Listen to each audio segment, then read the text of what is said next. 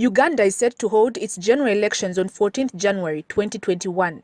So far, 18.1 million out of a total of 42 million people have registered to vote, with 11 candidates vying for presidency and 529 parliamentary seats waiting to be filled. The president of Uganda is elected using the two-round system, with candidates needing to receive at least 50% of the votes to be elected in the first round. Chapter 142 of the Presidential Elections Act of 2000 stipulates that presidential candidates must be a citizen of Uganda by birth and be qualified to be a member of parliament.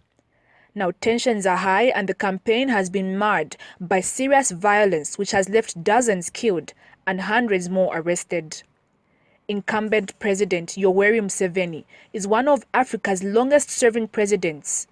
He came into power under the National Resistance Movement in 1986 at the end of a 5-year war and has led Uganda ever since. In 2005, Parliament removed presidential term limits, and in 2017, lawmakers scrapped off the age limit of 75 for presidential candidates in a move designed to pave the way for Museveni to be president for life. While Museveni maintains a large support base, especially in rural areas, he is facing increasing opposition over rising inequality and his rigid control over the country. After 35 years in power, he is seeking his 6th elected term in office, and the 76-year-old faces 10 challengers, one of whom is female, but the most notable is musician Bobi Wine. Real name Robert Kyagulanyi Ssentamu.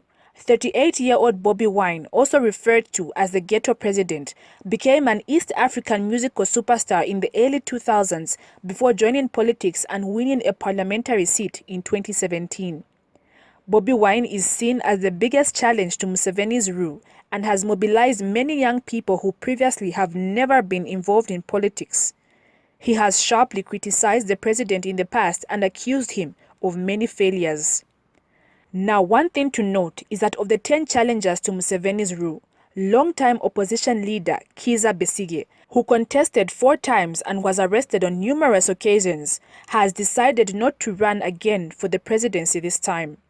The former military officer in the Uganda People's Defense Force served as the president of the Forum for Democratic Change (FDC) political party and was once placed under house arrest on 20th February 2016.